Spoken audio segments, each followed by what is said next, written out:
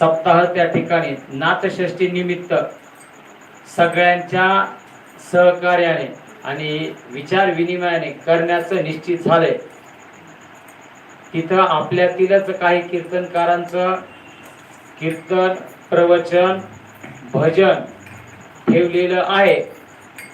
नुसतं पॉम्पलेट छापून जाहिरात नाही करायची, आपल्याला स्वतः प्रत्यक्ष तिथं सगळ्यांना उपस्थित राहायचंय। आपली कामं, आपल्या जबाबदाऱ्या या वेगवेगळ्या लोकांवर सुपूर्द करायच्या।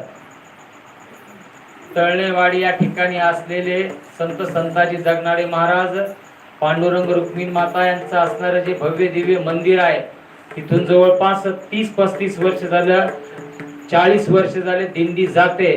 त्या दिंडीचं आयोजन नियोजन हरिभक्ती परायण नवनाथ महाराज करतात। त्यांचे सुपुत्र बाळू महाराज आणि शंभर देव म्हणजे सौरभ महाराज यांनी या ठिकाणी केलेलं आहे। हे सांगायचं कारण हे आहे की भजनी मंडळ, महिला भजनी मंडळ रविवारी सगळ्यांनी प्रस्थान पैठणला करायचंय आणि काल्याचं कीर्तन हरिभक्ती परायण सौरभ महाराज वाघमारे यांचं होणार आहे। काला झाल्यावरच आपल्याला बीडला यायचंय। पहिल्या दिवसाचं कीर्तन शाहीरबाग मठ संस्थानचे मठाधिपती नाथ भक्त हरिभक्ती परायण अशोक महाराज आसलेकर यांचं पहिल्याच दिवशी कीर्तन होणार आहे। त्या कीर्तनासाठी टाळकरी, गायनाचार्य सगळे उपस्थित राहणार आहेत आणि राहायचं आहे। गेल्या वर्षी आपण सगळ्यांनी मिळून सौरभला शब्द दिला, परंतु अनेक अडचणी सांगत गेले। म्हणून कार्यक्रम जर घ्यायचा असेल तर त्याला तुमचं सगळ्यांचं सहकार्य पाहिजे।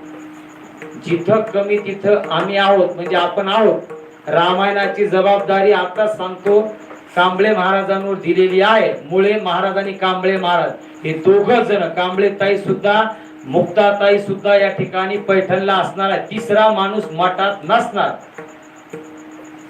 कारण एवढं मोठं तिथं ते खर्च करतात, एवढं मोठं नियोजन आहे। तिथं जर आपलीच लोक नसतील तर कार्यक्रमाला शोभा येईल का? परवा दिवशी आम्ही कपिलधारला गेलो होतो, शांता मावशीला माहिती आहे, मन्मथ स्वामींचा समाधी सोहळा होता सुतळे महाराज, आणि तिथं तिथले असणारे जे संचालक मंडळ असेल, ट्रस्ट असेल आणि आपले इथले बरेचसे लोक होते। काही कार्यक्रम करत असताना सगळे असले पाहिजे। काहीतरी किंतु परंतु कारण सांगितले तर पुढचे कार्यक्रम करताना अनेक अडचणी येतात। याचा कृपया कुणीही उलट अर्थ घेऊ नये, ही सगळ्याला नम्र विनंती आहे। आणि सगळ्यांनी आवर्जून त्या ठिकाणी उपस्थित राहायचं। इथल्या भजनी मंडळाचे सगळ्यांचा नामोल्लेख त्याच्यामध्ये केला। त्यांच्या असणाऱ्या गावामध्ये अनेक कीर्तनकार आहेत, प्रवचनकार आहेत, वाद्यकाम करणारे आहेत, त्यांना बोलवलेलं आहे।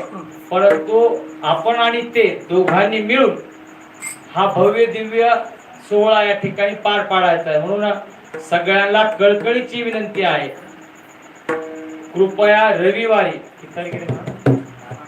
8, 9, 10, 11 हे 4 दिवस तीर्थक्षेत्र पैठण। नुसतं आता महाराजांनी प्रमाण दिलं, देह जावो अथवा राहो, कोण कुणाला म्हणते याचाच मेळ लागणार।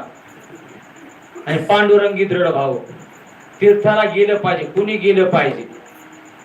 इथं येऊन सांगायचं आणि सांगणाऱ्याने जर इथं बसायचं तर ते जमत नसतं। हे महाराज सोडून बरं का, हे महाराज सोडून। म्हणून आपण जे सांगतो तुम्ही मी सगळेजण आलो त्याच्यामध्ये, म्हणून सगळ्यांनी उपस्थित राहायचंय। आणि आपण 100% मला खात्री आहे प्रभू रामचंद्राचे आपण निस्सीम भक्त आहात, महादेवाचे निस्सीम भक्त आहात, नाथ संप्रदायाचे निस्सीम भक्त आहात। नवनाथाचं मंदिर जर कुठं असेल तर ते फक्त तीर्थक्षेत्र पैठणीत आहे, ते भूगर्भामध्ये आहे। म्हणून सगळ्यांनी त्या सुद्धा कार्यक्रमाची शोभा आवर्जून या ठिकाणी वाढवायची। याच्यानंतर मठाचे मठाधिपती अशोक महाराज यांना अशी विनंती करतो, अगदी परत त्यांना मी सांगू शकत नाही, परंतु वेळेअभावी 2 मिनिटं ते आपलं मनोगत व्यक्त करतील। वीरशैव महिला भजनी मंडळ पंचपदी होईल, 1-2 अभंग होतील। विशेष करून विशेष आभार रेंगे महाराज आणि साळुंके महाराज। रामायणाला होते, महाप्रसादाला होते आणि कीर्तनालाही आले, याचा अर्थ आणि भजनालाही बसणार।